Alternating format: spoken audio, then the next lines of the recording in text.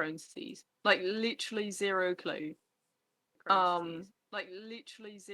I started in last year, like beginning last year, to get like blood in my stool. You know, like a very Yeah. typical symptom. Um, I started to get that. Went to my mum. Actually, it's been longer than that. It's been quite a few years actually that I have it on and off. Went to my mum. She used to be a doctor's assistant, and so she's seen quite a few people with that, and she was like, as long as it's fresh, it's fine. Like, don't worry about it. If it's a little bit here, a little bit there. And I was like, okay, trust my mum. Um, mistake number one. No. Um, then eventually I started to get proper blood, like blood. Went to my mum again.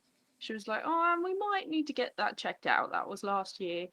I went to GP, and the GP was like, "The fact that it's been that long, Yeah. we probably should get on that." So we sent it off to lab, got bloods done, got everything checked out, and she called me and she said, "So you have got the calprotectin in your stool. Supposed to be a below 50, and it was 846, I think. Which is still quite low compared to some of the other people I've heard, Yeah. but obviously way higher than it's supposed to be. Um, went there, explained my situation, and she was like, "Well, I don't think like it's anything serious, but we're gonna do," because I didn't have any problems besides that. Or at least I didn't think I had any problems. Um, got my colonoscopy done beginning this year.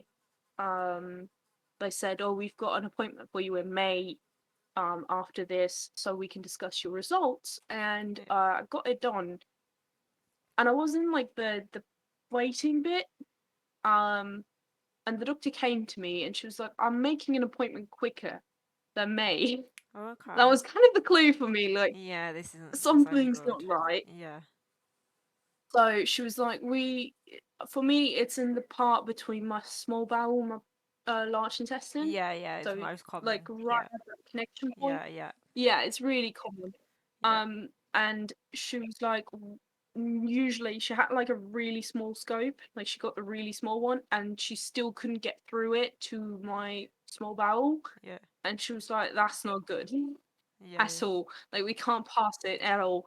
yeah. And so got my appointment earlier, got a scan done, an MRI, Yeah, yeah. enteroclysis, I think. Yeah, yeah. Gross, absolutely disgusting. Yeah.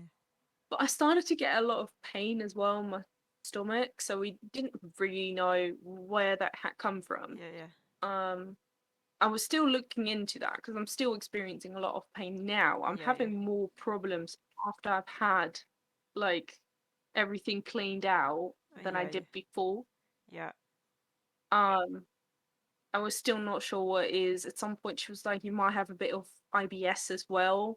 Yeah. Um, but I have all the side symptoms of IBS, but I don't actually have the main three one of pain everywhere, cramping. What was the other one? Varying stool, I think, are the Yeah, three yeah. main ones. Yeah. I have none of those. Yeah. I just have all the side symptoms. So Yeah. we're still figuring that out. But it was quite a short process. I think you Yeah. said like a lot of people Drag it have a out, really long time unfortunately. Yeah. figuring it out. For Yeah. me, it was Yeah. very short time. Is all this been done in the Netherlands out of curiosity? Yes, How do you find their everything. healthcare compared? Obviously, I don't know if you've ever had to have anything done whilst over here or in any other country, but how Yeah. have you found the Netherlands compared, I guess? How's their health system work actually? Because I don't actually know. So it's very similar to NHS, like Okay. really similar. It's all public health. Yeah. However, instead of the government paying for it, Yeah. you have to get an insurance, but Yeah. insurance Yeah. can't deny you. Okay. Yeah. Yeah. Um, and they all vary a bit, vary in prices. Yeah. But you just pay for insurance. I get government money to pay for insurance because I'm a poor student. so I don't actually have to really Yeah, yeah, pay for it myself. yeah, Um, but yeah, it's very similar, but you don't really have to wrestle with insurance like you yeah, do yeah, in the US. yeah, yeah, It's similar to the NHS. I could just walk in somewhere and be like, I need medical help, and I'll yeah, get it. yeah, Um, Everything's insured, but yeah, at the same time, I have noticed what is different, like a major difference, is yeah, that with the NHS, yeah, it's like, oh, we put you on a waiting list, and then it's like, okay, how long's the waiting list? And they're like, oh, 7 months. yeah, I haven't experienced that here except with mental health yeah, yeah, services because they do have really long waiting lists. yeah. And the sleep center. I've been on that waiting list for 3 years. I don't know what they keep doing with Wow. my enlistment, but I 3 years in the making. I still haven't seen them. But usually they're not this long. Yeah. Like if I want to see my pulmonologist, I can call right now and I'll be in next week, or Okay. whoever. Yeah, yeah. They're really short compared to the UK, That's crazy. for sure. Yeah, so Yeah. so roughly how long would you say your process was then from virtually symptoms to contacting to diagnosis then for you? So from the moment that I started with my GP, which was the 12th of September, I got my diagnosis in About six March, which is months. yeah, 6 months, roughly four that's not too months. bad. Yeah, that's not So that's pretty good. So, what treatments have they sort of said to you in regards to obviously like when they finally got stuck in? I'm assuming there was a lot of narrowing from how you've spoken. yeah, so basically I've got a lot of scar tissue, which Yeah, obviously is not going to go be anywhere. solved with Yeah, any yeah, treatment except for yeah, removing it. yeah, Um, she asked me, like, at the very first point, she was like, "Do you want us to do, like, take it out? Because that will solve it all immediately. Like, we yeah. won't have to deal with that." And I was like, "Avoid surgery, like, at all costs. I don't want to do surgery." Okay. I was already on Humira Yeah, and sulfasalazine, yeah, which are also both treatments for Crohn's disease. yeah, They checked my Humira levels and they just upped it from every other week yeah, to every week, yeah, and then 9 weeks of prednisone, which I think is quite common. yeah, yeah, Um, so I've had really standard treatment yeah. for it, but yeah, I don't know if Humira is actually working for it that well, but it's worked so far, at least for my other conditions. But I, we'll th- see if it works for Crohn's. I think it's interesting actually how different people can respond, I guess, different to each sort of Yeah. thing. Like some what will work for one might not work for another, or it might only work okay, but not always necessarily. I guess I don't know, but what have they said outlook wise long term in terms of will they eventually say that you're probably going to have to be because certain people it's almost like they're forced to have surgery in the end. It almost goes from being an option to you can't really prolong it any longer. So for right now, my main problem is that it will not pass. So it will not go from my small bowel to my large intestine unless Yeah, it's like backed up and like pushing yeah, down. yeah, Um, which I'm taking stool softeners for that, yeah, and that yeah, makes it a lot easier. Sometimes I have to take like tons for it yeah, yeah, actually to go through. yeah, Other yeah. times it's fine, but it's the pain mostly. It It's sounds, discomfort yeah, rather it than sounds pretty a horrific. life-threatening thing. Like, Yeah, yeah, yeah, it's not great. Um, but long term is Humira until it yeah, stops working because inevitably Humira does stop working. yeah, Um, you start creating antibodies for the biologicals, which is usually why they try and avoid them for when you only have like mild. moderate Yeah, yeah, Crohn's disease. yeah, They're like, you don't really um need to treat it with something that yeah, yeah, possibly can cause allergic reactions, stuff like that. So for right now, I'm just gonna go on with Humira, treat it yeah, with prednisone when I have to. But at this point I've said like if taking it out is going to stop the pain, perfectly fine with having a small surgery. Like, Yeah, I'm yeah, okay with that. yeah, Um, Obviously, I'm not jumping for it, but yeah. If it's gotta happen, it's it's gotta kind of happen. this thing where you have to weigh it. Yeah. Pros and cons, isn't it? With every, I think most of Yes. IBD is this medication going to make, like, I don't know, because a lot of medication can cause cancer risk, can't it? But so can IBD, so it's whether which one's now the more Yeah, yeah. severe, what's it. Paul's just asked what sort of cost is it out there for obviously your medications, because in the UK we have like a set price when we pick up our prescriptions, or like you can sign up to like a yearly one. Um, what sort of cost do you So, tend to find there? so we've got like a yearly thing that Yeah, we have to pay with our insurance, yeah, which non-emergent treatment yeah, comes out of that and first-time prescriptions. yeah, Obviously, I'm not having a first-time prescription. I've had yeah, yeah. Humira for quite a long time. Yeah, Um, but besides that, which is for all treatments, um, medication does not cost me anything. I can just go there, pick it up. I don't have to pay anything okay. for any medication that I take. Yeah, Humira is quite expensive as a medication, so they do yeah, take precautions with that. So okay. they will deliver it to my door rather than I go pick it up. Yeah, Um, and I have to show like ID. But yeah, besides that, they cost me nothing really. Like yeah, the thing that I think I spend most money on quite is just like stuff like heating pads if it breaks, or yeah, um like food that I can digest yeah, if yeah. I need it. But What foods do you tend to find you best on? I'm assuming soft food at the minute mainly. Yeah, anything liquid, yeah, yeah. even soft foods sometimes don't go down Not that enough. rate. Yeah. But no, anything liquid is great. It works great. I was on 40 juice for ages. I was. Yeah, so same here. Okay. Oh, I didn't realise it was delivered here as well. If I remember right, cost the NHS in the region of £200 to £300 per injection. I think that's what I remember hearing. So, do you mind me asking, Paul, what does it roughly actually cost you yourself? Because in the UK, I'm sure you're probably getting at the same thing. It gets a bit annoying because in the UK, there's certain medical exemptions. So if you're Like IBD. Yeah, so if you're diabetic or epileptic or thyroid, where it could kill you, Mm. basically they'll give you that medication for free. But with IBD, they don't. But we would cost I don't. taxpayers more money in surgeries because it inevitably will get worse.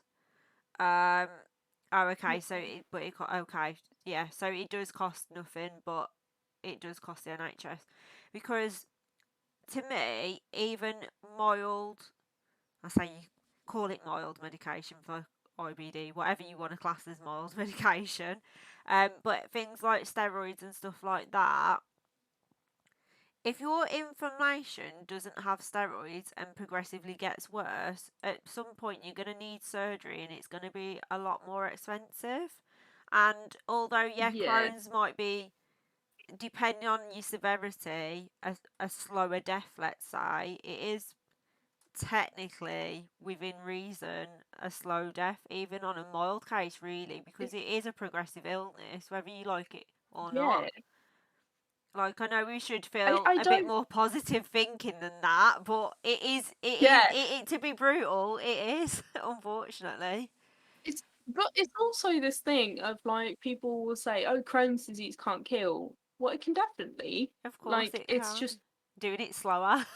not itself, not the illness itself, but Yeah, obviously you can get abscesses yeah, or fistulas or extreme infection, sepsis, stuff like that. And it's kind of this was what kind of had me trouble with the diagnosis, because I yeah, had quite a bit of trouble in the beginning yeah, because everybody kept saying, "Oh, it's not terminal" or stuff like that, and I'm like, it's the first one that I've got that is going to impact me on a bigger big level. scale. Yeah, Like, if I don't take my arthritis medication, I yeah, might be a bit uncomfortable, yeah, for a week or so. Um, and that sucks, but whatever. If I don't take my Crohn's disease medication, then it can literally lead to more severe complications. Yeah, yeah. It's a bit more serious Yeah, yeah, than yeah. most things, and that can be forgotten quite quickly, I Yeah. think, In terms of obviously especially by you know how you've just said about having arthritis, do you have any other health conditions as well? And do you have a list like yeah. me? Go on, we'll see Yeah, if your I've list is got longer a than nice mine. list. I started out with a birth injury, so I Okay, have one, for instance, like one of my hands is a bit smaller than the that's other. crazy. Love it. It's the same with the rest of the arm. Okay, Yeah, it's the same with the rest of my arm. yeah, So, I had my nerves damaged in okay, my neck, yeah, um, and that never properly healed. So it okay, heals up to a certain point, but nerves yeah, can't really heal. yeah, yeah, So I had that growing up. yeah, Then I got chronic pain when I was like 6 or 7. yeah, So from there on, I had chronic pain. Then I got asthma when I was 14 okay, or 15. Then I got spondyloarthropathy, which is in my back, in my yeah, yeah. neck and my lower back, Is um, that and connected to? rheumatoid arthritis, Is that connected to? Because my nan the was a Crohn's. twin and she's not quite the whole arm, but my nan was a twin and her twin was sat on her in the womb and her one shoulder was actually deformed slightly, so it droops down. Um, and that's basically caused the spina bifida in my nan. Me and my brother had to have tests for it. Um, so would that spinal and neck stuff be to do with that? Because surely that would impact a little bit, mainly around your shoulder area. I'm guessing, or not really. Yeah, so for me, it's called Erb's palsy, Yeah, which is what I was born with. So yeah, basically, what happened is obviously you have to push a melon out of yeah, like this. yeah. Um, not the best process, but I got stuck behind The the wall. bone, Yeah, yeah, yeah. and well, yeah, the pelvic bone or Yeah, yeah, pubic bone, whatever. I got stuck with this shoulder, and this yeah, shoulder was already out together with my yeah, head. yeah, And they couldn't get me out, so they yeah, basically just grabbed my head and pulled me loose. But that yeah, meant that they probably broke my clavicle and yeah. just pulled so hard that the nerves there got damaged. Um, Is that so it was neglect, completely limp. or would that have been because? Eh, it's kind of it's kind of iffy because I would have died if they hadn't pulled me. Yeah, yeah. Like they did vacuum, they did forceps, like they did all the Oh, things, so and I they just tried was not everything and coming it was out. that or nothing. Oh, okay. That I was gonna They say if they'd yawned have just for done that everything. first, that's a bit mental, isn't it? Really? But this is the thing. I was 9 pounds when I Yeah, was born. So I yeah, was a really big baby, yeah, like a really big baby. And I yeah, found out later because I was yeah, plus 15 days. yeah, That it was because I was or my mom was had sugar diabetes, like yeah, gestational yeah, diabetes, that's it. yeah, And so that's why I was so massive, yeah, and that's why that happened. yeah, If I hadn't been that big, it wouldn't have happened. yeah. But so in a way, they could have kind of Just counteracted it sooner. pre. Yeah, they could have, gotten me sooner. It was also like a really long labor, like 42 hours or Yeah. something. So Wow. it's kind of this accumulation of Yeah, things yeah, where it went wrong in different points, but obviously yeah, no one really could have known. Like she was yeah, the yeah, first time mom, so yeah, yeah, yeah. placing blame is not really going to help the situation No, no. now. I was just curious, really, because Yeah, obviously to just like grab instantly would be pretty horrific, but obviously now you've gone into all that sort of yeah, stuff, it is just one thing after another, ain't it, really?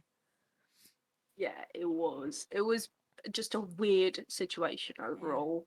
But that was probably what's kind of interesting is one of the things for Crohn's disease that they say if you take a lot of NSAIDs, that sometimes that can set off if you have a predisposition for it.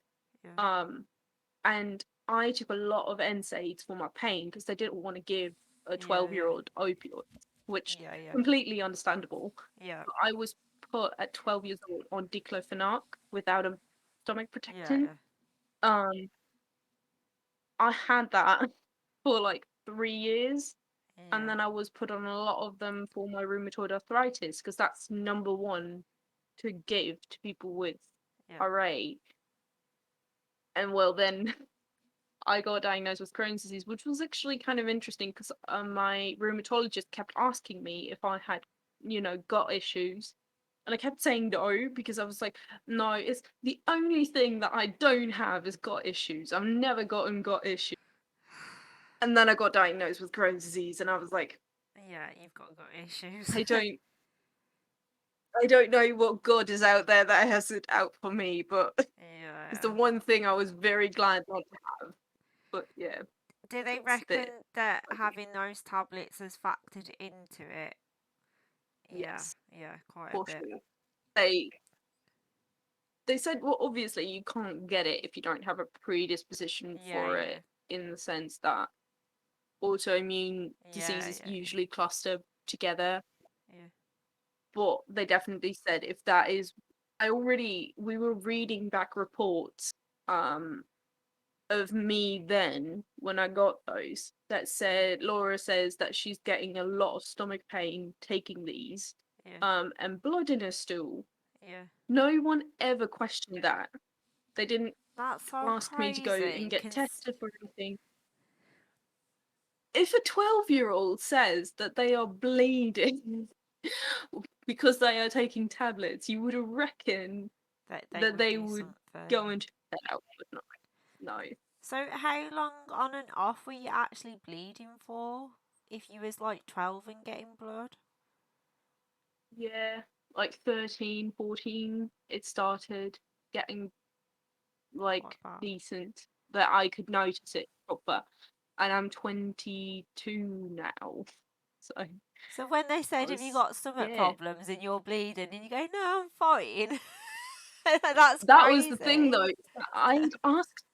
I'd asked my mum if it was normal to have like red spots, and she was like, as long as it's fresh, it's normal. And so my brain is very rigid in that sense. It's just Yeah, like, yeah. okay, it's normal, so it's not a problem. Yeah, yeah. Um, Maybe I should have looked into it I was gonna say in hindsight's a fine hindsight. thing in it because you think all Yeah. this stuff after. Why didn't I do this? Why didn't I do that? Why didn't I do the other? But it's one of them things that you just don't know, and you have to roll with it. Unfortunately, um, Yeah, that's definitely. crazy. Um, so do you mind It me was asking more about because if you've got quite a few health issues, how do you find that as a mental impact? Because it takes its toll just having one health issue, let alone multiple, especially quite a young age as well. I mean, to be 22 and already have been taking tablets for arthritis for years, that's pretty unusual, really. well, yeah, and also it's kind of I react different to pain than I used to. So I Yeah, used to be in pain and I would be like, okay, this really hurts. I want to stop doing everything. If I yeah, stop now when I'm in pain, I'm not gonna do things ever. yeah, yeah, Like ever. So it had the mental impact that I have a really hard time keeping my own boundaries with yeah, myself, not necessarily even with others, but just with myself. So when I'm like, okay, when this starts hurting, I need to stop because that is a sign that I'm gonna go over my limit and it's yeah, gonna be bad. And then it's be like, I just do this or just do that.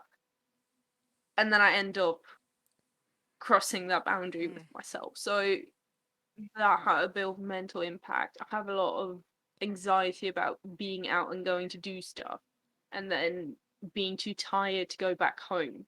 So it's not even the going out part, finding energy for it, but the having to get back home and back yeah, into bed or stuff like that.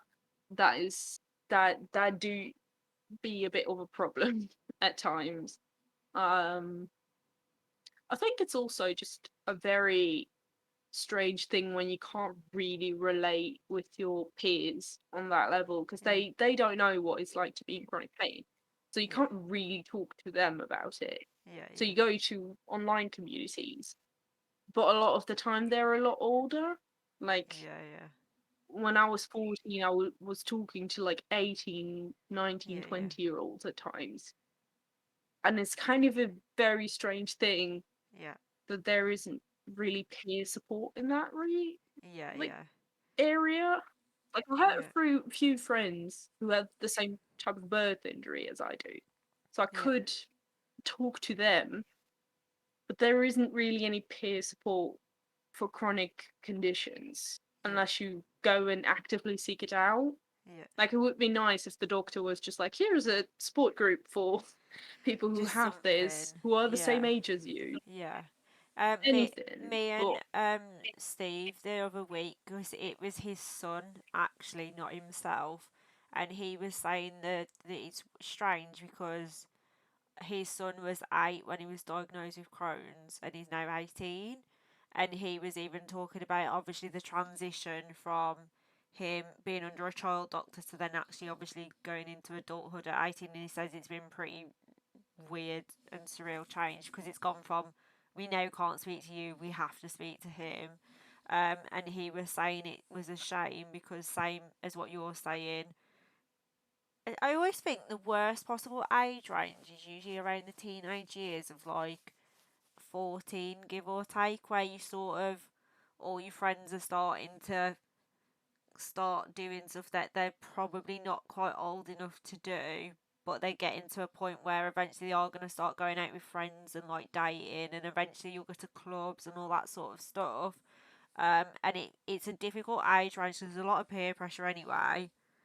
To then, I feel like that would be more apparent. Like I do feel very lucky that for me, I was yeah, diagnosed technically at older, I guess, for Crohn's because my diagnosis only come just after my birthday last year. But I would probably say I was suffering from the age of about 22, 23.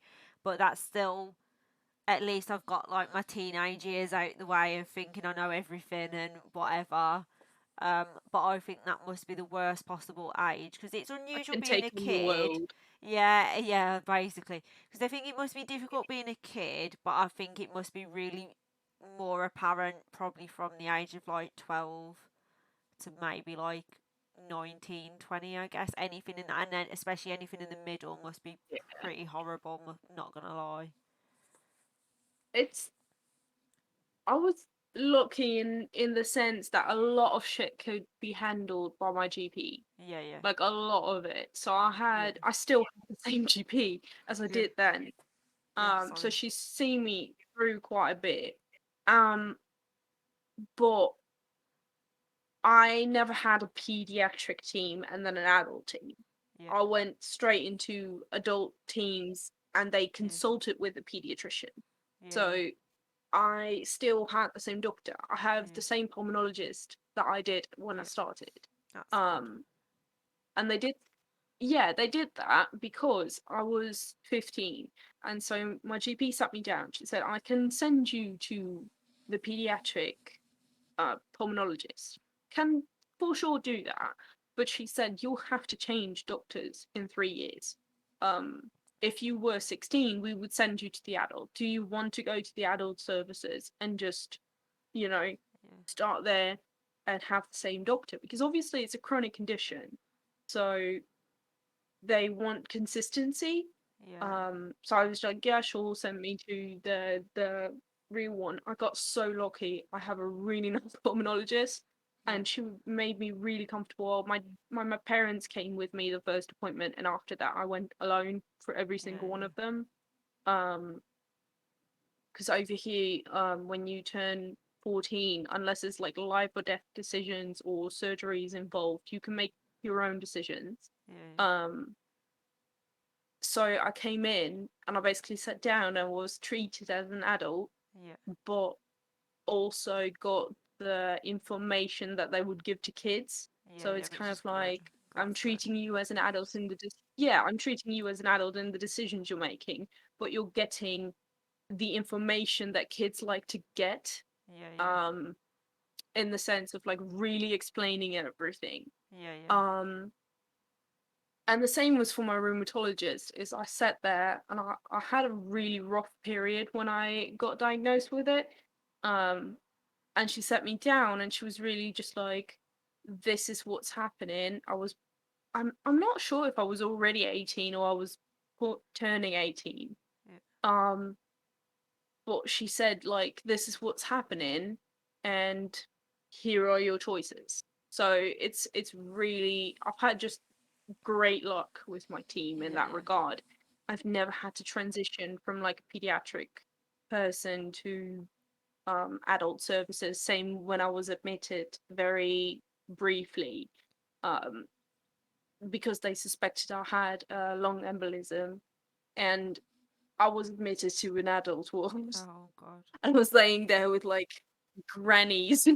Oh But the bless you. nurses were like really nice and they kept my Yeah, mum, yeah, my mum, they kept my mum updated and my mum came by and stuff like yeah, that. But it was just really nice in the way that they treat. And I'm sure that there's doctors that don't do that, but I had a great team in that regard. yeah, The only thing that I had a problem with is I had to change physical therapists yeah, from pediatric physical therapist to yeah, an adult one. yeah, yeah, That was a bit of a struggle because I didn't really know how to deal with that yeah, because I'd always had like the same person or the yeah, same two people, and then I yeah, had to go to adult services, and I just could not find someone who was a yeah, right fit. Um, I stopped physical therapy now, but if I yeah, had to go again, I wouldn't go back to the one I had before. Like yeah, I wish I could go back to my pediatric one, but I yeah, can't. So that's uh, that's the only thing that I would say I had trouble with. Um, but my parents have always been very much like, do you. Like if you say that you think it's a good decision, it's a good decision. And if you regret it later, then you regret it later, but you'll deal with the consequences because you made the decision in yeah, that yeah. regard. So, obviously, I know you're saying about with the community, especially at a slightly younger age, um, unless you're actively seeking it. How was that obviously growing up with chronic illnesses with like friends and stuff like that? Because obviously your immediate family is gonna somewhat try to understand, I hope, because obviously they're gonna see you day to day. But obviously trying to explain stuff to friends sometimes, I don't. I think sometimes they just think you're a bit lazy, you're just not really feeling it, or you're only sick when it suits you. All those sorts of Yes. things. Oh my God. It's funny because I had a few friends that were great. Like Yeah, I have two or three friends that I had in high school that were great about it. Like they would bring by my homework. Like if there was any assignments that I was missing, they would bring it yeah, by. They would still invite me, even if they knew I wasn't coming, but they would invite me just yeah, for the sake of, yeah, you've which got is an invite. nice. If you feel Yeah, good enough, come by. yeah, Yeah, it's great, and I really that really helped me. But I did have like I had accommodations in school, which meant I wasn't in school that much. I really rarely went to school. Um, but they never made me feel estranged, which was really nice. It's just they didn't understand. Like I couldn't drink alcohol because I had medications that reacted really badly with alcohol. um, so I couldn't drink alcohol. So I sometimes got a bit picked on because yeah, of that kind of yeah, stuff. And I really hated it being visible. yeah, Like I had at some point I had crutches. I can't walk on crutches because my arms are not the same length. yeah, Um, and I can't really proper bear weight because I'll dislocate my shoulder. But yeah, I was just like, no, I can get crutches. I'll do crutches. I don't want to sit in a wheelchair. yeah, Um, which my friends kind of, they like the rides on the elevators and they like, the fact that they could kind of cheat on their exams because yeah, I had a laptop. So if they sit like right behind me, they could see it and stuff like that. yeah, But besides that, at times they were just like, you're slow, or um, or just the fact of I couldn't go to a trampoline park and it was one of my friend's birthdays. And they were like, well, then you just can't come. It's yeah, like, yeah, I'm not gonna change the venue just because you can't do it. And I was like, okay, well, I guess I'm not coming then. So they would do stuff that I yeah, really couldn't do. yeah, I tried a lot of it, but it's kind of isolating, definitely. yeah, Um, when you're not really able to, you can fit in until a certain point, and then it's just like I'm in hospital, or I'm at the doctor's, or I'm down in bed at home. And they couldn't really understand it. yeah, Like yeah. one of them got Kissing's disease, the where you get really Glandular tired. fever. Yeah, glandular fever. Yes, that. They got that, Yeah, and they were so exhausted, like, the whole time, yeah, and I was like, "Sucks, doesn't it?" They were yeah, yeah. just sitting there like, It's really "I hate bad, this," isn't it? but I they think got glandular better. fever. Yeah, yeah. That's the thing with glandular Yeah, but fever is it's horrific while you've got it, and you're gonna have like minimum 6, 8 weeks of help minimum. But there is the other side of it, all being well. Obviously, I suppose that's very age specific because I well, imagine if you're 80, then not so much. But a younger, fit 20-year-old. yeah, and also it's with glandular fever, you can have it for a very short time, a Yeah, medium time, or a yeah, really long time. Like you can get it for a few years, I think, yeah. like Okay. max, but it gets better at some Yeah, point. It will it will get better, and even it's this thing of the not getting better. Like it's a yeah, very strange concept to know that where you are at now yeah, is your baseline. Like yeah, obviously not when you're in a flare, but yeah, that's your baseline, and it's not gonna get better than your baseline. yeah, And I've had it with a lot of my friends where they would get really sick or something, and they would be like, "Oh, I understand," and I'm like, "You understand how tired I am on a yeah, constant basis, but you don't understand what it's like to have it in your head. Like it's not going to get better." yeah, yeah, And that was a very strange thing to have to explain. yeah, yeah, Um, yeah, and that is maybe a bit isolating, especially as a teen, because you don't really want to be different to your yeah, friends. yeah. Um, but I also wanted to participate, so trying to navigate that was a bit hard for sure. Hi, James. Thanks for stopping by the way. um, so obviously you're saying about participating. Would you, if you've been entirely honest, say you've took part in stuff that deep down you know you shouldn't do just to feel included? Obvious, Yeah, obviously, and also I think the perfect patient does not exist.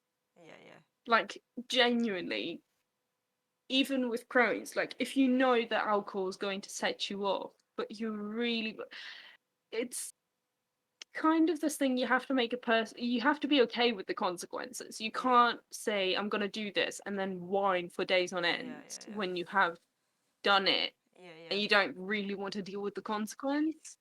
Um, but very beginning when I got diagnosed, I really wanted McDonald's, but I was having so much pain. I wasn't feeling well, but I really wanted McDonald's. And I don't know why, but my brain just fixated on that of yeah, like, I want McDonald's. yeah, Fried food is not great for your gut, especially when it's inflamed. yeah, And I yeah, got McDonald's just for the fact that I really wanted it and I yeah, needed it at that point. Um, and I was talking about that with my psychologist actually, and she said sometimes when you have perceived that you're going to be denied things in the future, your brain wants it right now, and it's yeah. not going to let go or feel better until you Do it. satisfy it in the sense of like, you have to just do it. And she said, as long as you can live with the consequence of your action in Yeah, that moment, um, it's yeah, yeah, fine. Like, it's, you're gonna feel shit, but it's okay because helped yourself in the way that you mentally just needed it. Kind of a self-care moment. Yeah, yeah. Um, Out of curiosity, but how was you definitely after the parties. Mackies? Was you Sorry? bad? Out of curiosity, how was you after the Mackies? Was you bad or was you actually okay? I was sitting at the toilet nearly crying. I was Oh, like, okay. I felt Was it so worth it though? Because horrible. I was just sitting there, just like, sometimes it's still worth it despite that. it is, it was, it Yeah. genuinely was. And it's the same with parties. Like, I've been to parties or places, like, after my exams, I went wild. Like, I Yeah. went to a party nearly every night. Yeah. Um, I like it's a bit of equivalent to A levels over there. Yeah. Yeah. That we have to do when it's 3 or 4 weeks of Yeah. exams, or 3 weeks of exams. Um, Sometimes two a day. I had 12 in total, so it's quite a few. And it's parties. Everybody's partying everywhere. Went on a holiday with a friend of mine right after, and we just partied the whole summer, which is super normal. Obviously my body couldn't take that. I had a gap year afterwards, and I basically spent the first 4 weeks or so in bed because I just Yeah. had partied all summer Yeah. Yeah. up until that point, and I my body couldn't take it. So Yeah. tired. Um, but it was worth it because I make so many memories with my friends. Yeah. So that was really I great. think that's a key point sometimes that I'm starting to discover. Like, obviously, being a bit newer diagnosed as well, you probably appreciate it a bit more that you don't really. You know something's wrong, but you don't know what, so you don't really know if what you're doing is right or if you're making it worse. So you start to almost live in fear and do whatever's safest. But then, like you say, there'll come a point where you're desperate to just live, whether it be just for a Macca's, which most people would take for granted. And like I've started to only just start to get to a point now where I feel like, you know what, sometimes I can eat safe food and still be ill. So if I want that one item, Yeah. like, sod it. If it happens, it happens. Like, sometimes I'll put on my stories like a joke, like, wish me luck. We'll see how I am in the morning because it's probably not going to end well. And sometimes I actually think it's probably more an IBS where anxiety, where I get in my head that I almost expect to be bad. That sometimes I think you can almost make yourself bad because you're expecting to be bad. Whereas when you're in that very much like, pardon my language, but fuck it attitude, I'm going to do it anyway, and I know I'm going to be on the toilet. Sometimes I'm actually like, oh, actually, you know what? It's been 2, 3 days now, and I seem to have got away with it. But then other times you can literally, like, I don't know, live off inhaling dust and no food whatsoever, and you'll still be bad. So I do honestly think with Crohn's, Yeah. you just gotta take the small wins, and if you do really want something enough, you just do it because you could literally live off your safe food and still be being ill. So, do you want to live off safe food for the rest of your life and still be ill, or do you want to be naughty occasionally, maybe occasionally get away with it and live a little? So, it's very That's the hard thing to though. find a balance, I think, with IBD because it very much does what it Yeah. wants. And also it's kind of the thing is like, um what my nurse said was Crohn's is not affected, like your level of inflammation is usually not affected by the food you eat, Yeah, unless you have yeah, also got a gluten intolerance, yeah, yeah, lactose intolerance, stuff like yeah, that. But she did said it can change your comfort. So it can yeah, make yeah. you extremely More uncomfortable painful. or anything like else. Yeah, and this is the thing. I don't have the problem that I have diarrhea, which Yeah, yeah, is staple yeah, Crohn's yeah, disease, a lot of diarrhea. I don't have that. For yeah, me, it it bulks up.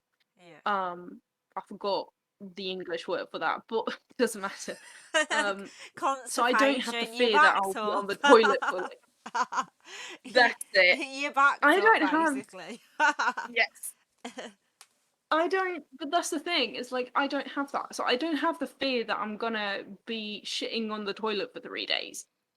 Yeah, yeah, Um, but also for anxiety, one of the things with anxiety is headaches, cramps, and nausea. yeah, What yeah, are the three things you get after you're not feeling great with IBD? It's cramps, nausea, and headaches. So I think what you said, if like you can get yourself so worked up about something, Yeah, you can probably, if you're eating something, it's possible that it's anxiety causing it rather than actually your Crohn's disease. Not always, obviously, but it's a yeah, possibility.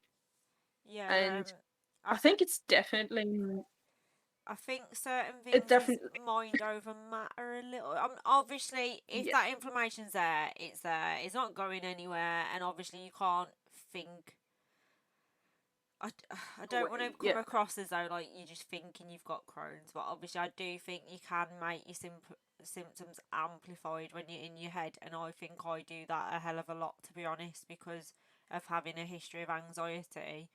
Because it was almost like the minute there was actually like, right, it is actually Crohn's, certain symptoms started to actually settle for me, because it was almost like, right, it's not your brain, because they'd almost like conditioned me to think it was almost all my fault with my stress and my whatever, so you'd get really in your head, whereas now it's like it's probably going to happen either way.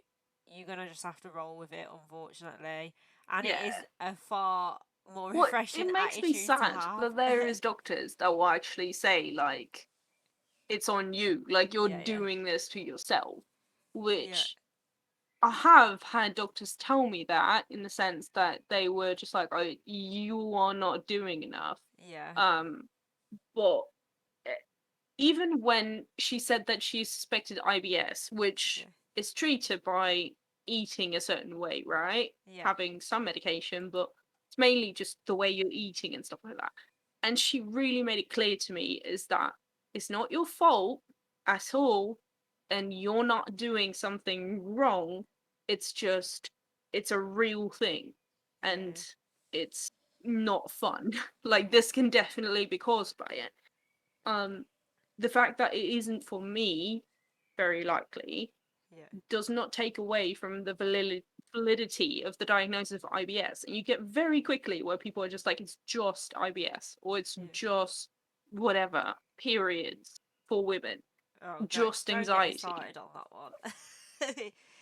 It's so annoying because like Yeah. it's valid to Um. have Yeah. problems with that, and it's also, You talking about that? Oh, sorry, there's a lot of guys on the chat. I do apologise, but I'm currently under gyno, and they suspected endometriosis, but they are actually talking about whether it's actually more Crohn's complications that's causing a lot of the problems.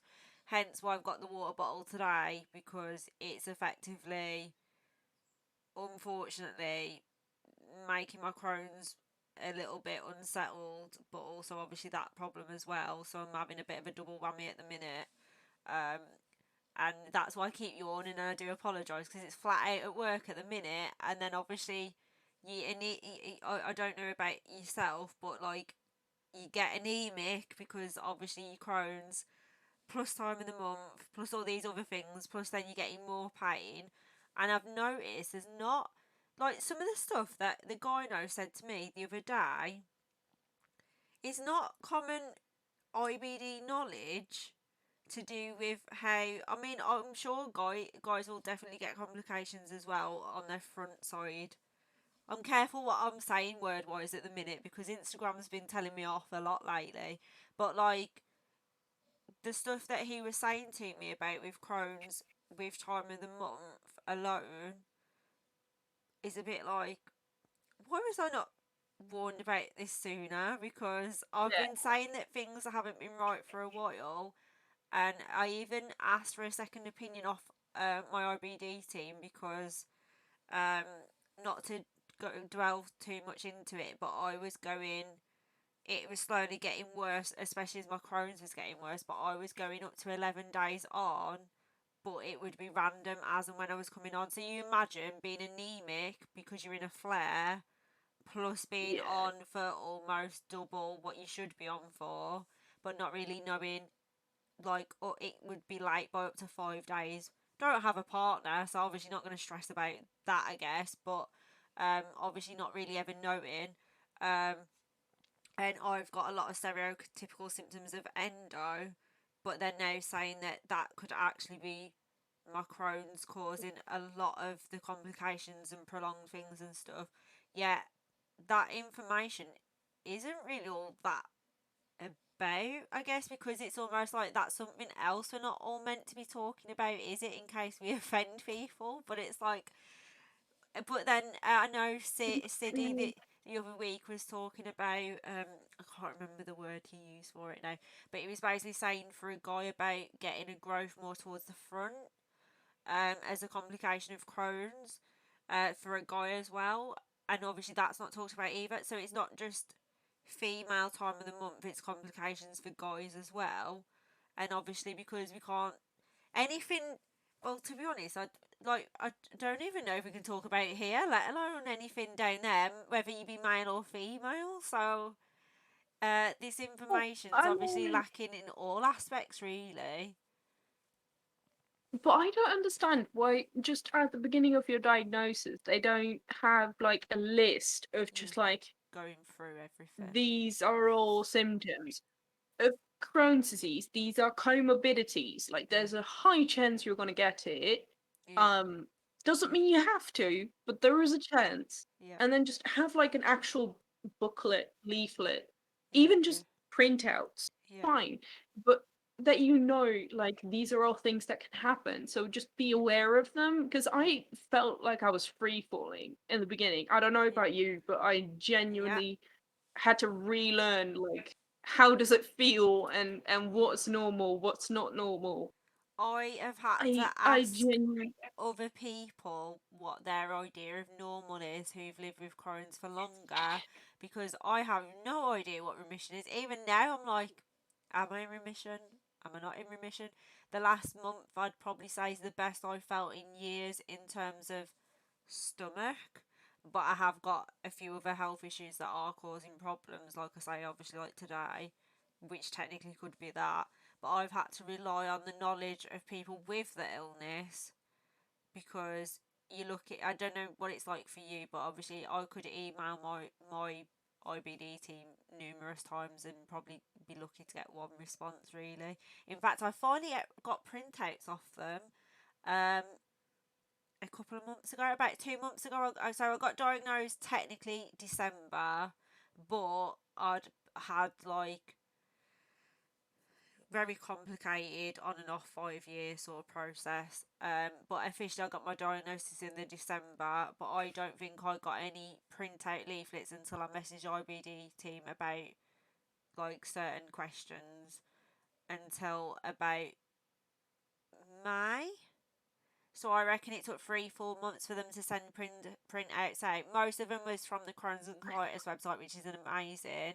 And all but one of them I'd already gone and read and found myself on the internet by that point, because realistically, yeah. back when they told me I was looking at Crohn's, I wanted to know what Crohn's was. And the more it looked like it, the more I did have a mooch. And the minute they said it was, I literally went straight onto the Crohn's and Colitis website, signed myself up, put a donation in, signed myself up to the magazine, and was like, right, this is my illness, therefore I want to know everything about it, what to expect, what to plan myself for, and I'm going to go and find other people now that I know what I have, because it's isolating and I don't want to feel alone. And it's great talking to people that obviously also have it. And I think even if you don't have Crohn's, because obviously the severity is very different, like you're saying you're more one end, whereas someone else on the chat could be sat here thinking, I go 30 times a day. But the minute you go, I have Crohn's, instantly they'll still be like, say no more, I get it. So it is Yeah. one of those things that no matter how, what level you're at and what your symptoms are, or how far along you might be with it, I still feel like you literally only have to say, I have Crohn's, and that's enough for people to go, oh Yeah. God, not you too. It's also a lot of people will be like, oh, when people with chronic illness get together, they throw a bit of a pity party. And I'm sure that there is people who do that, but I have noticed that literally my chronic illness friends are the people who will complain the least. Yeah, yeah. Like someone like a lot of my friends who don't have any chronic illnesses be like, "Oh, I've had such a bad headache for a week." That doesn't take away from how bad the headache is for them, but, like, I haven't stopped having a headache since I was 7, and when I hang out with my chronic illness friends, I can just sit there and just be like, "I feel like death," and they're like, "Yeah, what a mood. Do you wanna go go play some video games?" And it's nice to not have to explain, because then Yeah, with a lot of my other friends, we'll be like, "Oh, why are you feeling like death? And is there anything I can do to help?" And yeah, it's really well intentioned. It yeah, yeah, really is. But it's not necessary. I just wanna throw yeah, it yeah, into the void that I feel like crap, and yeah, then yeah. that's just it. And That if I really feel like crap, I will go to my doctor because yeah, they can fix it, that's a very valid hopefully. point, to be fair, because I actually like talking to people with other health issues because like the amount of good advice I've had off people, especially who, I know this sounds really bad, but like Paul, who's on the chat at the minute, this is compliment to you, but because you've obviously lived with the illness for a lot longer, you're the perfect sort of person to give me a lot of information, or like someone who technically is only 20 but got diagnosed at 8, has lived with the illness for a very long time despite being younger than me. These people give you incredible advice, and it's not so much about going, "Oh, I've got a stomach ache, can we all get together and say we've got a stomach ache?" It's like, I don't know, my pain's on my left side and someone going, "Could be XYZ, why don't you speak to IBD about that?" Or Siddy's great because of obviously he's internshipping next year, but he literally is such a nerd with medical stuff. It's like he must live and breathe it outside of work and knows everything about any illness going at this point. Um, Yeah. and when I was bad with tonsillitis, he was like, "Send me a photo of your throat straight away." And then he's got, before I've even spoke to the doctor, he's like, "Yeah, yeah, you've definitely got this, that, and the other in your mouth, blah, blah, blah. Do this and do that, and that'll Yeah. help until they can at least give you meds." I don't want him, like you say, to go, "Oh, so sorry for you with your tonsils." I literally just want to know what's going to fix it so I can go back to work because I don't want time off. I just want to work through it. And like you made a valid point, Joyce, where you're saying about with like headaches. I was obviously, because I'm a little bit better today, but yesterday I was not feeling great at all at work, and I went to work. I'm a hairdresser, and I was in jogging bottoms and my work uniform on top, and I was just like, "I'm really sorry, it's either the jogging bottoms or I'm in bed, so it's the jogging bottoms because I got too much pain going on, but at least I'm here." Yeah. And one of the girls who's working with me at the minute is actually my old boss from when I was 21, but we keep in touch, but she hasn't seen me since I've been quite ill.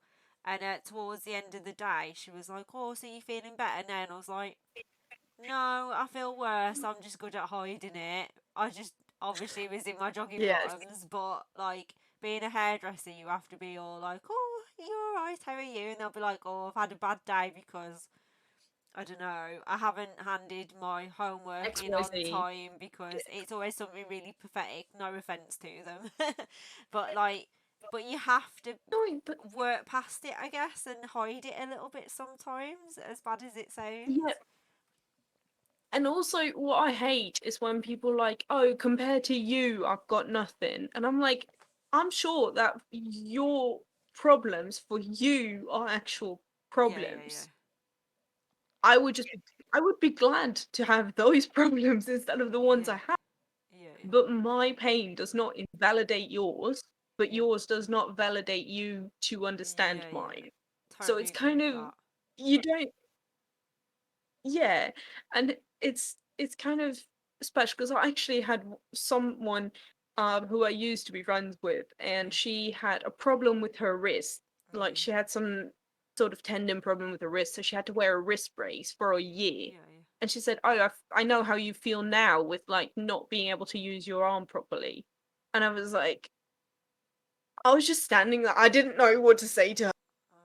Don't think you understand my like yeah, the fact that you're inconvenienced for a year by wearing wrist braces is yeah. not The same. equal to my experience. Like Yeah, it's I'm really sorry you're having that problem. It's just it does not validate you to understand mine in yeah. that way. My mate And L, who I I game with. feel like, Sorry, carry on. oh yeah, it's just I love hanging out with people with chronic illness, but I don't have to see.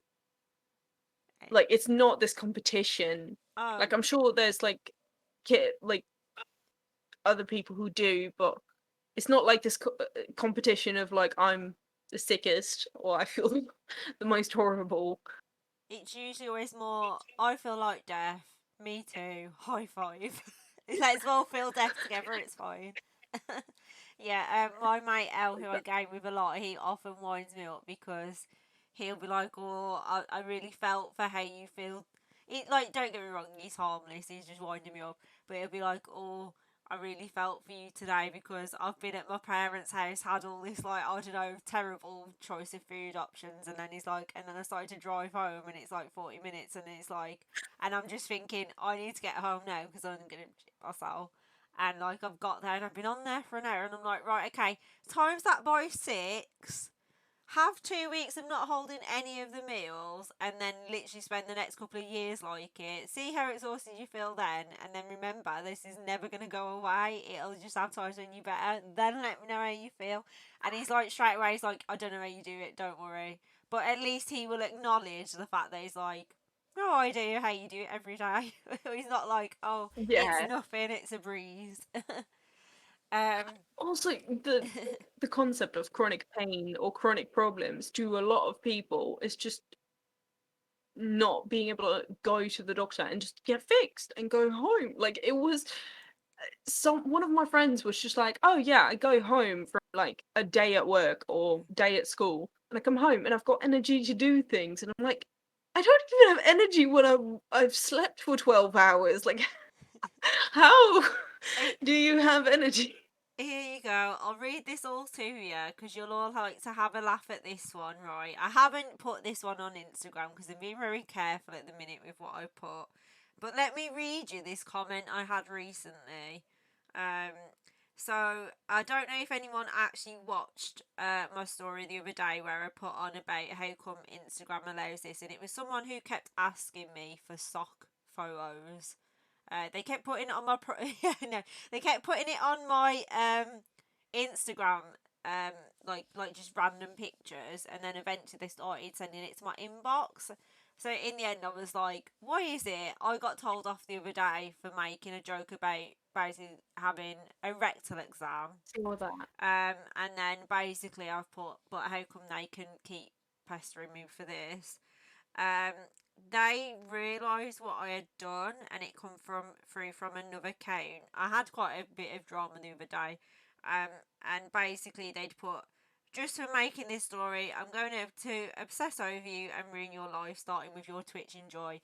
Touch wood, they haven't or whatever. I'm fairly sure it might be a 12-year-old kid. I don't know.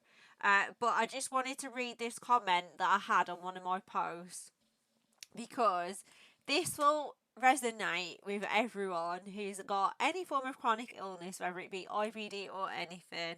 And the message reads, "Shame you recovered."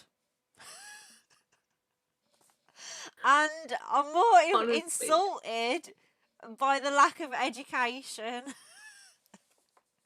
Like, I wish I recovered. I really do. Thank you. Also, when you get like that rare moment of energy and you're like, "Oh my God, I've got energy. What am I gonna do with it?" And you spend that energy on thinking, "Oh, what you're gonna do with it," and then it's gone, and By the and time it's you've no longer decided there, and what you're you're like, going to "I do, waited too long." Yeah. Oh, yeah, you can it's literally, sucky. you literally get to a point where it's like, unless I do it right this second, it ain't happening. Because in an hour, I could feel like death. In an hour, I could be leaving the bloody house, and I just need to go to the toilet, and there'll be nothing you can do about it because. For me, it always happens when you're in a the biggest hurry you're gonna be in is the day it's gonna happen. It's never the day where you've got an extra 20, 30 minutes spare. It's always the day where you're 15 minutes behind and it's like, hi, remember Yes. me? It's been a while. Let's mess your day up and make you late. And I'm early for everything usually. So if I'm late for work, everyone instantly will go, bad stomach. I'm like, yeah, yeah, it is. It's the only reason I'm ever late is my stomach. Or road rage, It's one or the other. But mainly my stomach. like I won't I won't be nauseous. Like I won't be nauseous, I won't be nauseous. And then the second it's around food time, I will go and prepare my food. I'll be fine and I'll sit down with it and I'll take one bite and I am instantly nauseous. Yeah, And then yeah, it just continues on until I go to bed. yeah, And then yeah, I wake up again and I'm all right. yeah, And we're trying to sort that out now, like see yeah. where it's coming from, but it messes up your I day I because had it's that a lot, and I think looking back, it was anxiety about how will my body react to this food. So you're starving, but in the back of your head, you're thinking, ugh. It's almost like because I tried to explain to my mom. My mom's got a fear of flying, and I said to my mom, it's like having to get on a plane 3 times a day, every day, being absolutely terrified of being on it. And guess what? At least you're going somewhere nice. I'm going to the toilet, yes. and I'm probably going to have a red raw Yes. backside after and feel like sick and numerous stuff. And Yeah. all for the sake of eating, and it almost becomes like, I don't know if anyone else has had this at any point where food is fuel. It's not an enjoyment. You don't go, oh, I'm really craving this. It's like, I'm just going to do it because if I don't, I'm going to pass out. And then I'm only just now starting to get to a point where I'm like, oh, I really fancy this food. I have not had that feeling for years. And if I have had it, guess what? I'm like, that's probably going to make me shit myself. I'm not going to eat it. So I That do think a lot of nausea yeah, can come I feel like around fear, which is totally normal. yeah, it's kind of this thing though, is that it's not just even if I drink water, I will get nauseous. It's not just food. So I did think that it was anxiety for quite a Yeah, while, and I think a part of it still is. yeah, Um, Obviously, like it's going to make it worse. Um, but it's the fact that it also came with water, like anything liquid that I yeah, was eating, yeah, yeah, which wasn't going to cause that pain, yeah, I was still getting it with, and I genuinely thought I was in remission. Like prednisone didn't work for the first 7 week. It made me absolute like a lot of people are like, "Oh, I got so much energy on prednisone." None. I was exhausted the whole 9 weeks. But until like week 7 or 8, I didn't feel good. I didn't feel like it was helping. I didn't feel better. I just felt shit. And I still don't feel great. And what you were saying about like, am I in remission now? Like, I wouldn't say I'm in remission because I'm not symptom free, um, or even symptom low. Um, yeah, so remission, no. But I do think that the amount of inflammation in my gut has definitely gone down. Um, yeah, I'm not having that kind of stuff. And the anxiety about going back into a flare is real. yeah, Like anticipation fear almost of just like when's it gonna happen. Because I think on average it's that on Crohn's and colitis website, it's that on average remission can last for 3 months up to 1.5 years, I think, on yeah. average. I With have, outliers of like two, three yeah, years. I have had some people. I think the longest period I've had someone say is 8 years. So it can happen. Ooh. I think with that, you just have to sort of think as positive as you can because you might get lucky. You might be very unlucky, but you might get lucky. And I think it's one of those things I think you just anticipation fear definitely doesn't worse help for sure. makes it worse. I But think you I have also to be feel realistic as well. yeah, There's a fine line. yeah. It's funny because actually I saw a video of a girl who had a kidney transplant, right? Yeah, And she said all these people were telling her, "Oh, it can last for 15 to 20 years." Like, and she was like, those are exceptions. And I cannot prepare myself for being the exception. I would love to be the exception, like for sure. But I can't prepare myself because then I'm setting myself up for failure if Yeah. I am rejecting earlier. And I think it's the same for with flares is I Yeah. want to be that person who has remission for Yeah. 8 years, 10 years. That'd be awesome. That'd be fantastic. But I can't set myself up for having my hopes crushed Yeah. Yeah. when I, get a flare again in 3 years.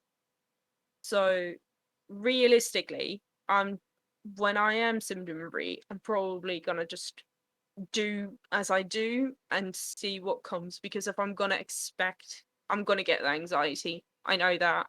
So I'm Yeah. just not gonna If try and I'm expect anything. if I'm honest, I would say I'm the best I've felt in ages in Crohn's terms, but Mm, I'm definitely not symptom free. And if I'm entirely honest, I think you will always sort of have little niggles because from what I've yeah. asked previous people, like I always joke with everyone. In fact, yours will be quite an interesting one to ask. So everyone who ever comes on my stream, I was like, "How often do you go?" And we have a competition about. That's one thing we do compete with, is in remission or when you're having a good day, how often do you go? And then obviously on a bad day, how often do you go?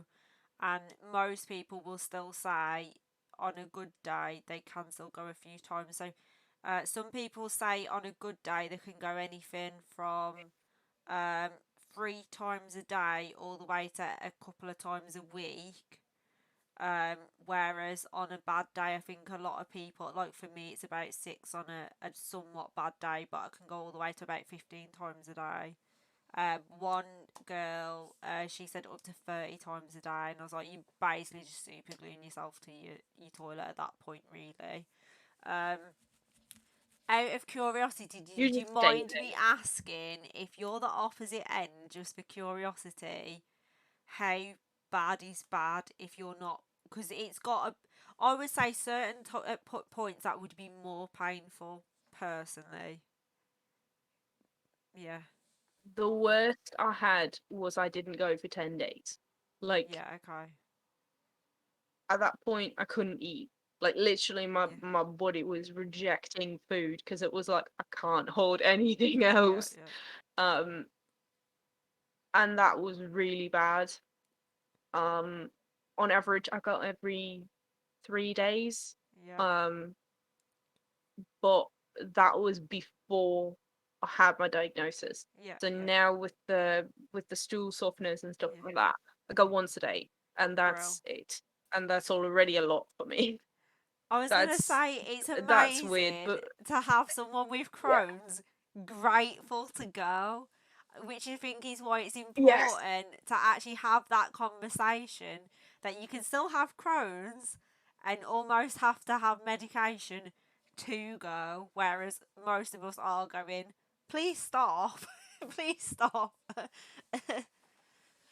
it was genuinely. It was when I went on the stool softeners Yeah, was the moment where I was just like, okay, so it's not normal to only go every once in 3 days.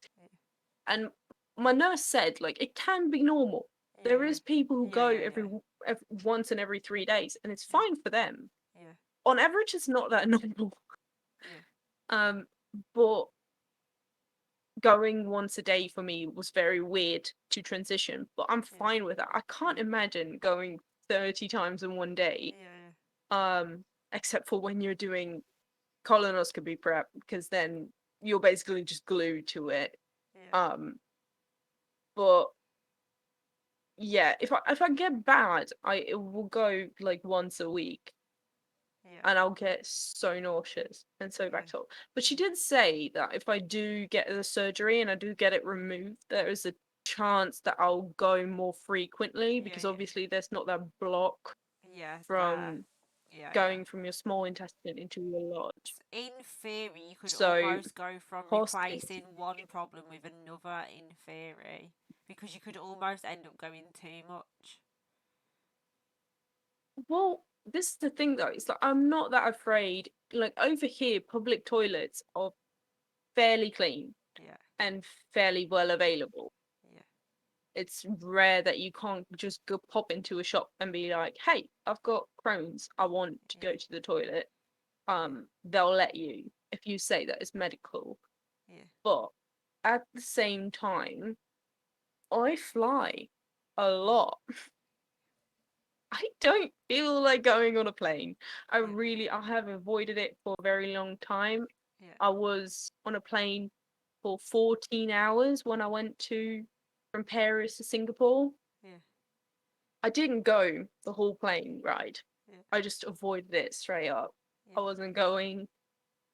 If I've got the other side of the spectrum, what you're saying is just like, you know, same condition, two sides of the spectrum. I can't imagine having to go like 12 times while on the plane. Yeah. It's not something that sounds very. I don't like being constipated at all, but I also can't imagine having that much diarrhea, Yeah. honestly, in that way Sometimes, that you guys yeah. have. Sometimes as well, it's not diarrhea either. I think that I feel like the whole point in the stool chart is the fact that yeah, it doesn't. They say with Crohn's, it's generally always consistent, but it isn't always. I've found, but on the whole, like if I'm severe, then obviously yeah, it is probably more liquid because I'm not really eating yet. I'm still managing to be bad.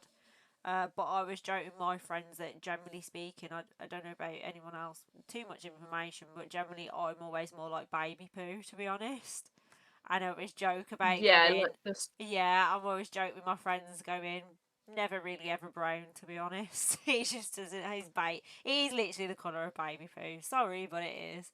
And that's pretty consistent for me, which I think if most people looked at it, it'd be like, that don't look that normal, but it's normal for me, I guess, unless I'm on iron tablets, in which case we go from pale to super dark instantly. But yeah, um, if anyone That is was in the chat, by the way, and does want to ask any questions, feel free because, like I say, at the minute, it is interesting to actually have someone who's got something. It sounds a little bit bad. Something a little bit different to the usual. So if anyone does you want to ask a average. question, yeah, just singling you out as a I did bit a bit actually. of normal. I did actually have the anemia, which you were Yeah, talking about, yeah, and I got ferritin infusion, yeah, yeah, or iron infusion. yeah, I had you ask on stream yeah, because I had never had that. None of my friends had had it. yeah, yeah, One of my friends who had it, the way I was getting it, yeah. she passed away in April. So it's just kind of like Wow, this moment of panic of like, wow. what's that going to Okay, be like? wow. But In it was fact, definitely. just to interrupt, the people that actually answered that question, ironically, are on this stream at the minute. Savage Jim Ware is James. He actually answered that question for you. I'm not convinced Paul might not have answered some of it as well, actually, but James definitely was the one who. So it's ironic actually that was at Reverse. least a minimum a month ago. But yeah, it was James who actually answered that question for you. So it proves actually. Yeah, I was gonna say I could have sworn Paul you said as well. So it proves actually the power of just a stream with even with a low following that actually people are answering each other's questions really. But sorry, carry on with what you were saying. I just wanted to point that out. Yeah. It was a very strange experience for me because what you said was redefining your normal and stuff like Yeah, it's I'm getting procedures done I've never had done before. yeah, I'm doing testing and stuff like that I've never had done before. And it's so scary. And when you have people on stream with you or even on Instagram, like IBD Warrior and like stuff like that, yeah, yeah, you can ask those questions. They've already done it. yeah, And it's so much less like I'm getting yeah, a gastroscopy done next yeah, week I'm terrified of it, but I also feel like it's less scary because I know people now who have already done it, and I can ask questions and get those experiences beforehand. It's just nice to have that.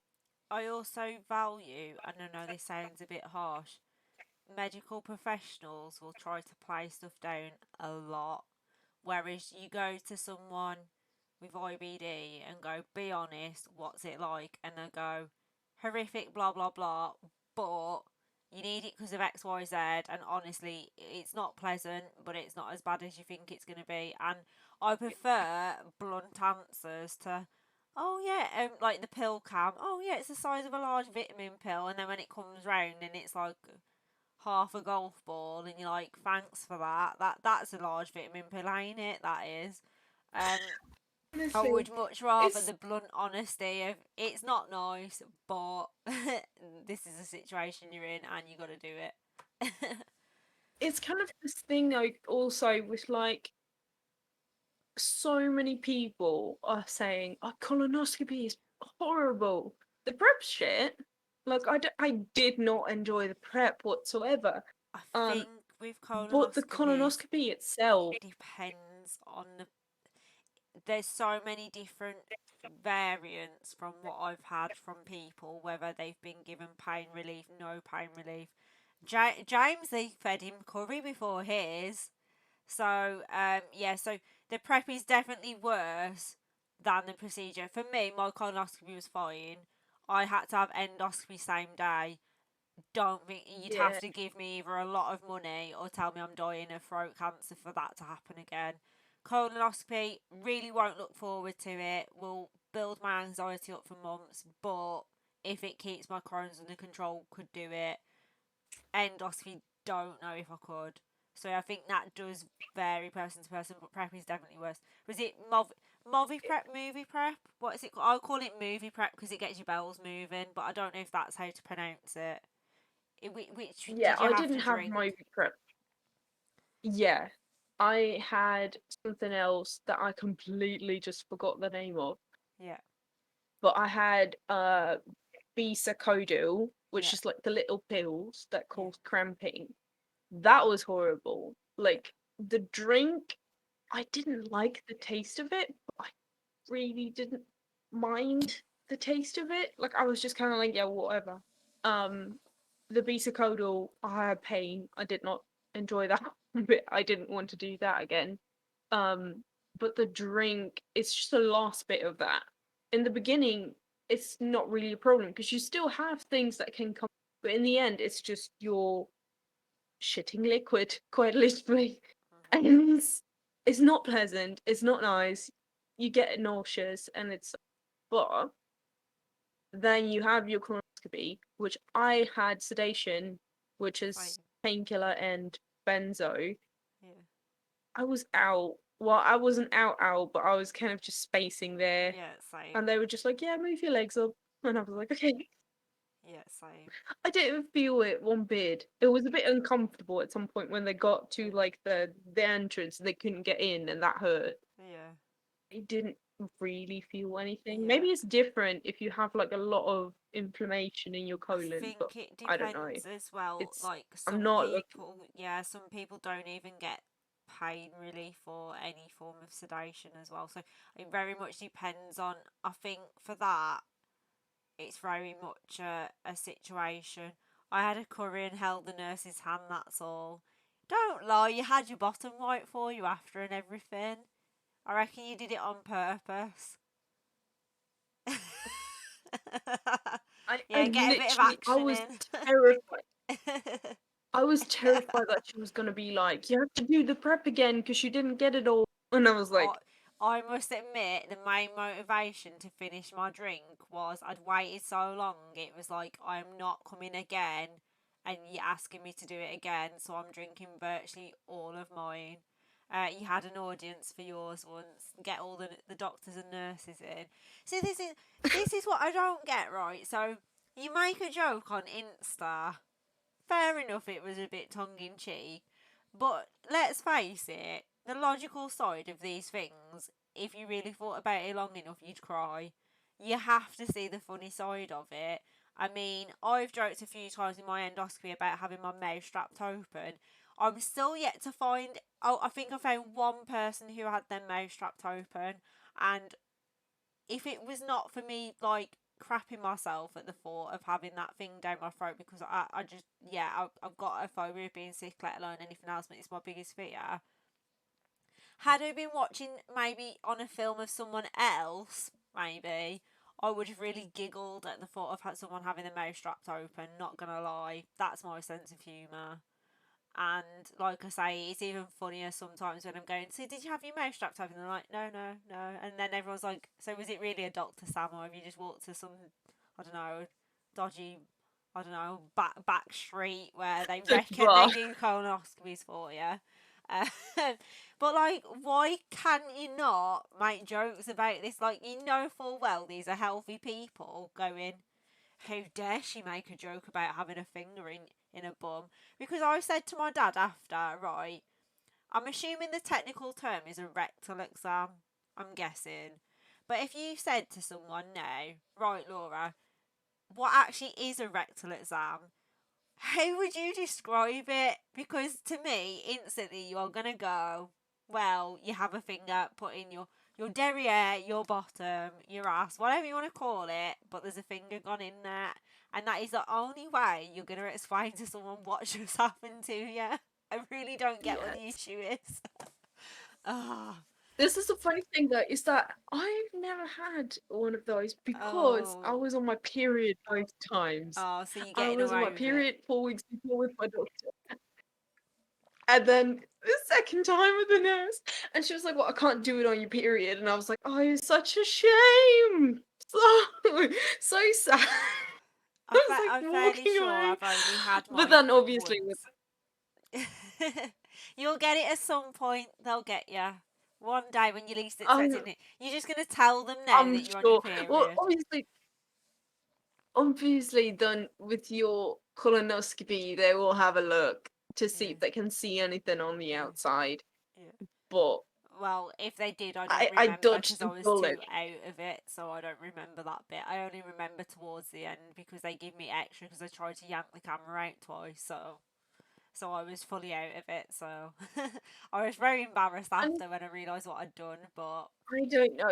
It, I'm gonna have the tube obviously, and what you were saying with the mouth strapped open, they're gonna yeah, do that. So they have like the little thing that you have to put in so yeah, that you don't shut down on yeah, the yeah, thing. yeah.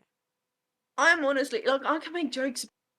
I'm shitting bricks. I don't. I really don't want to do Is it, this but one also at the going same time, down? I know Sorry. that it's it's kind of necessary Yeah, um for diagnostic process and also just the fact yeah, that they couldn't get into my small intestine, so yeah, they have to have a look at some point. And besides that, I don't like that, but also I have Crohn's in my mouth as well, yeah, so they just gonna have a look in my esophagus as well, just to yeah. see if it's anything there, because I Good do luck. have problems with that as well. But I said to her, like, is there any other way that we can do this? And she was like, no. This Ask is, to be I'm as fairly not. certain that this is the only time. Yeah, ask to be any advice for anyone if you haven't ever already had an endoscopy. Please, please, please ask them to knock you out as much as possible if you've got a phobia of being sick or like anything to do. I don't even go to the dentist. That's how much I don't like it. Um, ask for the Have to best go of every half going, year. and when they say okay, say touch their arm and go, no, honestly, the best stuff going, because I'm gonna ask for even more than what they give me last time. Honestly, if they can put me to sleep, put me to sleep. And they put I in, think you can ask. yeah, is so it's almost like not quite round, but it's almost like that sort of shape that you bite down on, but it actually straps around your mouth to open your mouth up. And like I say, that's what makes my brain internally wet itself laughing, because my brain is just programmed to have that mind. I'm really sorry, but it is. Dirty jokes Yeah, I'm all the like way. literally any word you could say to me, my brain's twisted. I Is that an can't help it. endoscopy or you're glad to see me? Yeah, like I've even had the pelvic exam, and I don't know if anyone's ever seen that. It's almost like in hairdressing we have like wands, like a triangle wand to curl hair with. It's almost like that but longer, and Mm. obviously it's basically like this long stick that comes at you. Without being rude, probably twice the length of anything you've seen in standard and summers, and Yeah, that comes at you, and you know when you think, I hope that whole length is not going in there, because that's extreme. Because obviously it has to go into your ovaries, so they're almost putting it in and then across. That's an yeah. interesting experience when that comes at you. Um, right, we'll try and wrap this Honestly, up I'm because glad I went to that. trying to wrap this up because it has been like an hour and a half. Yeah, Does anyone want to ask any questions to Laura? Because we could go all night on this subject, actually. honestly. Um, Ask away if you want to, or any advice actually, because most of the people here have had Crohn's for a while. So any advice? Usually, I would always ask you to give the advice, but seeing as you same as me, I'm newly fairly new. diagnosed, anyone who's a bit more experienced, maybe drop your experience in the chat. I I've think for gotten someone to say that I should go on a cinnamon diet, which that was just I cinnamon need to make a diet, bingo card of things people would a suggest. cinnamon diet. Yeah, Maybe you yeah. should start licking your Christmas tree at Christmas. Then maybe that might help. What the Thankfully, any people who have IBD that give advice, I have noticed, give normal advice, not shove a lettuce leaf up your arse, you'll be alright. Um, I need to yeah. make it. I need to make a bingo card. Honestly, I just with all might the stupid frame, I responses. might frame my shame you recovered comment. That's actually my favourite one I've had so far, because I'm like, oh, if only, if only. Um, I don't know what advice I would give other than, I think the main thing I've learned so far is, obviously it's a little bit different for you, but I've very much learned that even on safe food, you're probably going to shit yourself or feel like, well, not actually, but you'll feel like you're going to either way. So it's okay to sort of live a little at times, but at the same time know your limit. But you'll know that from other health issues to know limits anyway. But yeah, if you want the food and you're willing to suffer the consequences, sometimes it's worth it, because otherwise it can be so mentally soul destroying that you have to like have a little bit of a life. Trial and error, I found, is the best way to work out good and bad foods. It's not always straightforward, but I'll say the same thing I say to everyone I've come across with IBD. It does get better in time. Just look after yourself. There you go. I told you don't get cinnamon comments. Cinnamon. Roll with the punches and do what you can to keep smiling is the best advice. Colonoscopies, etc., aren't fun, but get them done. That's what I mean. They're the advice you want.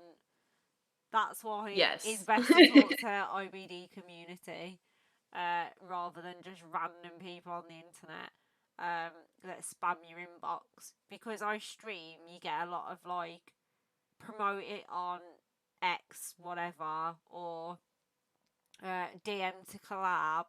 But I tend to obviously just ignore them because it's everyone gets spam.